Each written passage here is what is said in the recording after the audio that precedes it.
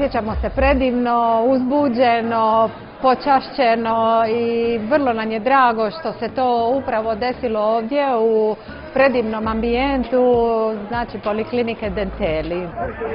Dobro večer ljudi, dobrodošli u Dentellija. Topla aplauza, dobrodošlice. Ja nisam prvi put ovdje, bija to već često. Neki dan sam bija na pregled kod doktorice Martine i kaže ona, super su ti zubi, samo ćemo izvaditi ova dva. Odlični su, ja mislim da mi je namjerno izgledala dva zuba, samo da ne mogu puno pojesti na cateringu. Sigurno bija njene. A znate šta kažu? U postolara najgore cipele. Jeste vidjeli Paško, onaj razmak između zubi? Kaže Martina, a ne, meni je to slatko, ne bi ma to zatvorila. A šta ja znam, Martina bi razmislila, nekako mi puno hrane tu prođe.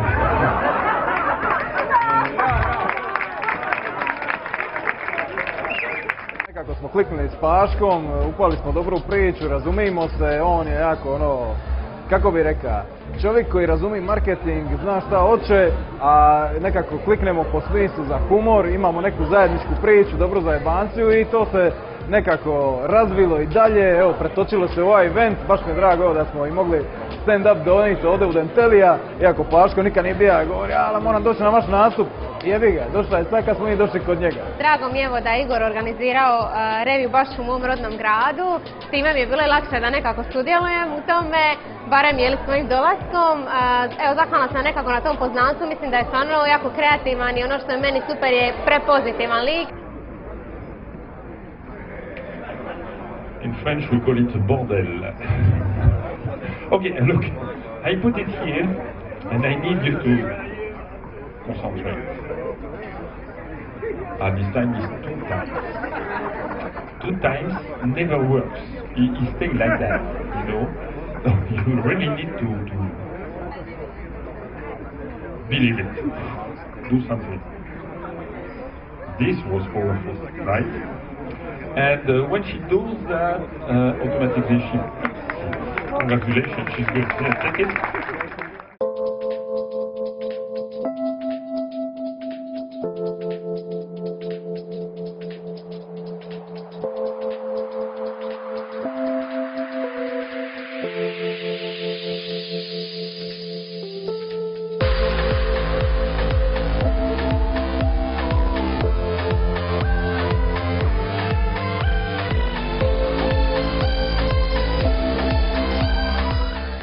Večeras zaista ono što je publika navikla od mene, to je nekakav moj rukopis, naravno donosimo i nekakve trendove u bojama, u krojevima, neka sve bude večeras u znaku ženske ljepote, slavimo žensku ljepotu, ja sam poznat po tome i eto, to je to.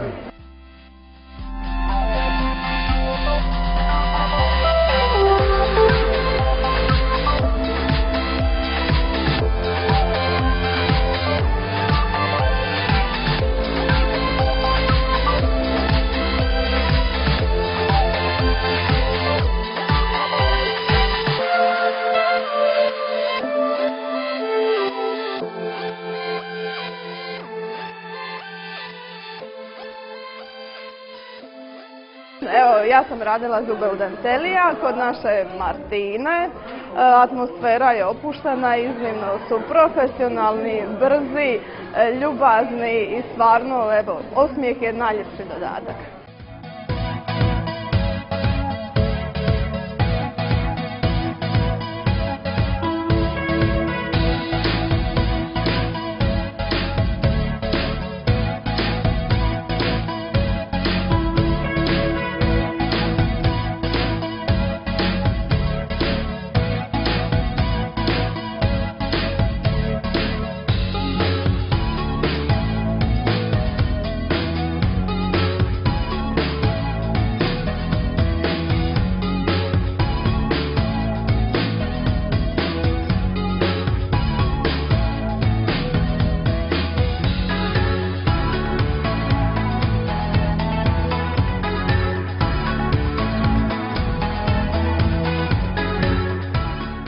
Hvala vam svima što ste došli.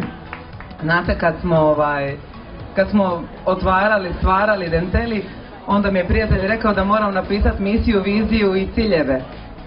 I sad nakon 2 godine dosta toga smo već stavili kvačicu kao da je dan. Ali jedna od najvećih najvećih zadataka je bilo da su naši pacijenti sretni i da zaista brinemo o njima. Da nije samo floskula, da je Dentelli više od osmijeha.